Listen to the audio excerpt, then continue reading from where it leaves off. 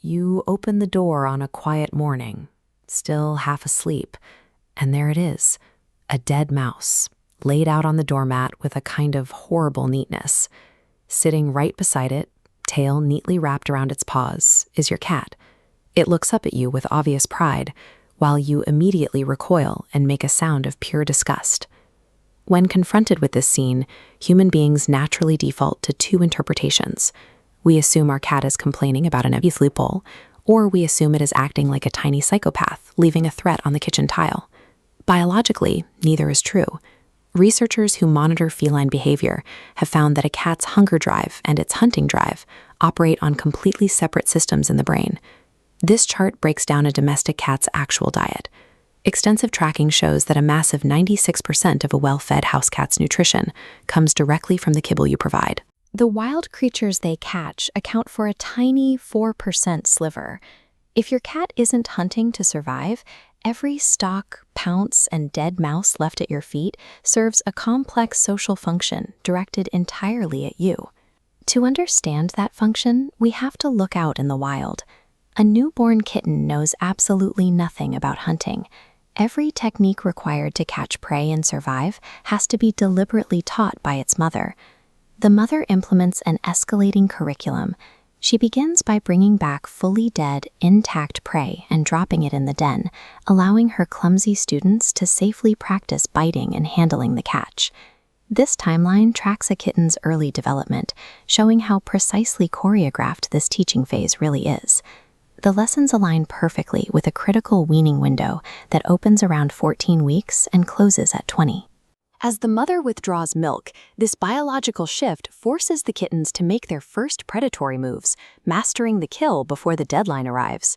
Ecologists observing this behavior suggest a humbling theory about your pet. Your cat has spent years watching your complete inability to catch your own food and concluded that you are a not-so-efficient kitten. The dead mouse on your doormat is remedial coursework. It is provided by a dedicated teacher who genuinely believes you are hopeless at staying alive. This teaching instinct explains the most chaotic scenario an owner can face: the moment your cat releases prey into your home that is still very much alive. Releasing a skittering injured mouse on the living room floor is the advanced stage of the maternal curriculum. Your cat caught the prey, brought it home, and is now forcing you to practice the chase. When your cat sits back and watches you shriek and fumble on a chair, it is not mocking you. It is acting as a patient mother, deeply discouraged by how slowly you are learning the lesson. Even if we accept the teaching theory, there is a specific location variable to account for. We have to ask why a cat consistently chooses to deposit the prey on your doormat or living room rug, rather than eating it in the yard. Out in the wild, a fresh kill is a vulnerable prize, quickly targeted by nearby scavengers and thieves. A cat has a biological pantry instinct, compelling it to carry its catch to the single safest location it knows. Selecting your home as the safe room is a profound display of trust. That mouse is a membership card, proving that you are an accepted, protected part of their colony. This stylized map illustrates the sprawling roaming paths of domestic cats across a neighborhood. While the teaching instinct is charming indoors, the sheer scale of thousands of cats acting on this drive creates a massive ecological pressure on local wildlife.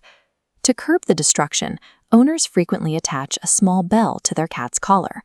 Researchers tracking hunting rates found this method completely ineffective. The hunting drive simply routes around the obstacle. Determined cats learn to adjust their gait, creeping slowly with their heads kept perfectly level so the bell remains entirely silent. Human punishment fails just as predictably. Scolding a cat for bringing prey inside does absolutely nothing to deactivate the underlying prey drive. In the cat's mind, it delivered a valuable resource to a family member, and that family member reacted by becoming unpredictably scary. You sever the trust, but the biological urge to hunt remains perfectly intact.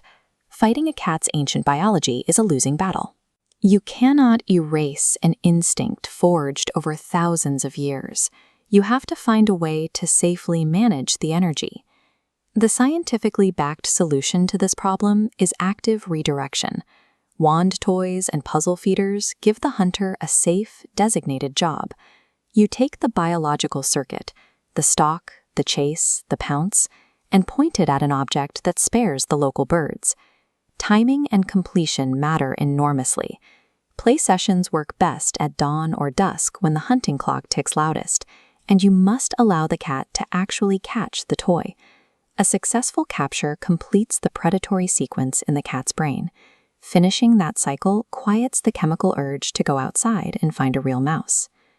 Think back to that open door and the grotesque discovery of a mat. Look past your immediate disgust and recognize the biological reality of the moment. You are witnessing an unbroken chain of survival, stretching all the way back to ancient mother cats carrying prey in the dark to teach their young. That gift on the mat is the closest your cat can get to saying it loves you, and that it is deeply worried about how you would manage without it.